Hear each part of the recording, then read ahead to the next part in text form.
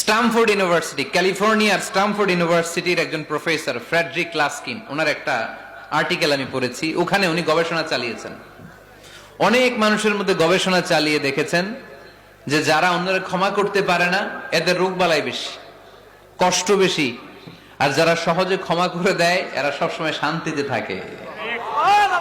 এটা পরীক্ষিত, এটা ওনার একটা রিসার্চ। এরপর আমেরিকাতে একটা স্টেট আছে ম্যাসাচুসেট, এই ম্যাসাচুসেট জেনারেল হসপিটালে একজন পৃথিবী বিখ্যাত সাইকিয়াট্রিস্ট বসে, মনোবিজ্ঞানী, নাম হচ্ছে প্রফেসর হারবার্ট বেনসন। এই হারবার্ট বেনসন উনিও ওনার সব রোগীদেরকে দিয়ে একটা ফর্ম পূরণ করায়, সেখানে উনি কিছু কোশ্চেনার ছুড়ে দেয়, প্রশ্ন করে আর উত্তর নেয়। পরে জরিপ করে উনি দেখতে পেয়েছে ওনার যে সমস্ত রোগীরা মনের ভিতরে রোগ, এই রাগ, এই ক্ষোভ, এই হিংসা বিদ্বেষ এগুলো অন্তরে পুষে রেখেছে, এদের স্ট্রোক করার এবং হার্ট অ্যাটাক করার রেটিংটা বেশি, এরা মেন্টাল স্ট্রেসে ভোগে বেশি। আর যারা সহজে ক্ষমা করে দেয়, মাফ করে দেয়, এদের মধ্যে এই রোগ বালাই নাই। যেরকম সুবহানাল্লাহ, ওয়াল আফিনা আনিন নাস, আজকে থেকে আমরা মানুষের ক্ষমা করে দিব। কারো জন্য অন্তরে কোনো হিংসা বিদ্বেষ পুষে রাখা যাবে না। অনেকে এগুলো ভুলতে চায় না, পেলে পুষে বড় করে আর ভিতরে খালি জ্বলে। ভিতরে কি করে? এই জ্বালাও পোড়াও আমরা বয়ে বেড়াতে চাই না।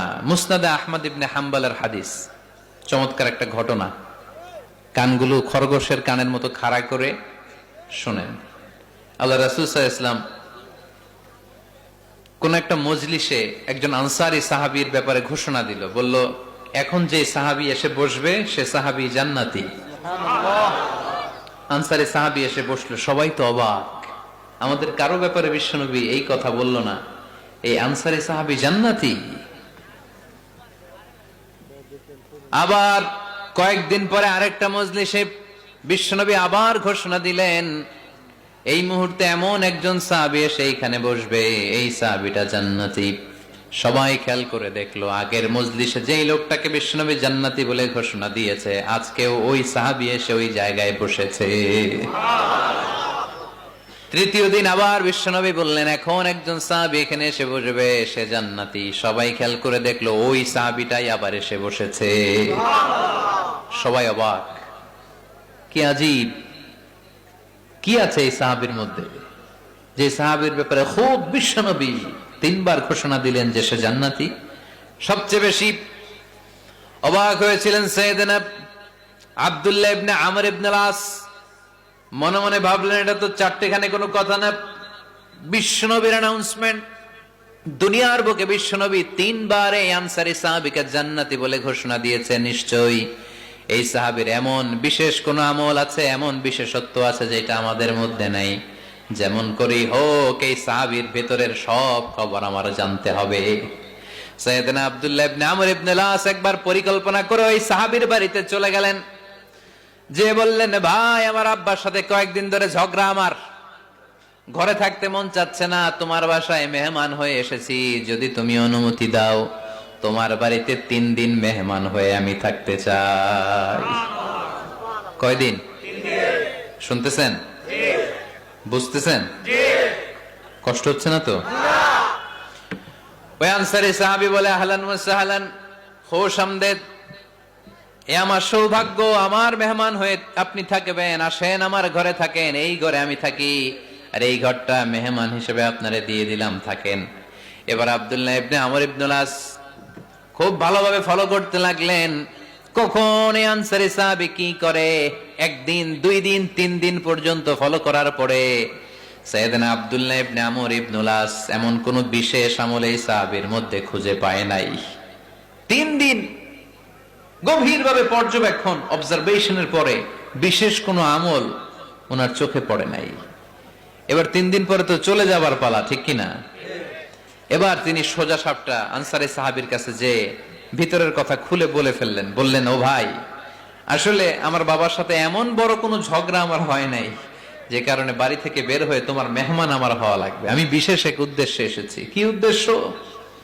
আব্দুল্লাহ ইবনে আমর ইবনে আস এবার বলতে আরম্ভ করলেন, আমরা খেয়াল করেছি 3টা মজলিসে বিষ্ণু ঈসা ইসলাম তোমাকে জান্নাতি বলে ঘোষণা করেছে, তাই আমি জানার জন্য এসেছি তুমি এমন কি আমল করো যে কারণে বিশ্বনবী ঘোষণা দিলেন যে তুমি জান্নাতি।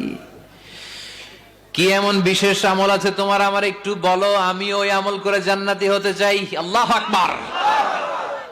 এবার আনসারী সাহাবী মুখ খুললেন। উনি বললেন, ও ভাই আব্দুল্লাহ ইবনে আমর ইবনে আস, এমন কোন বিশেষ আমল আমার নাই।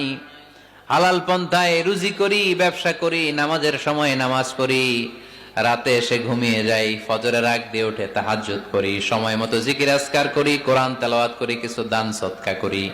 সবাই যা করে আমিও তাই করি, স্পেশাল কোনো আমল আমার জীবনে নাই।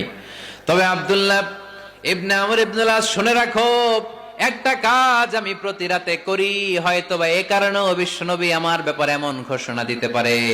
আব্দুল্লাহ বললেন, ও আনসারী সাহাবী, কি কাজ তুমি করো?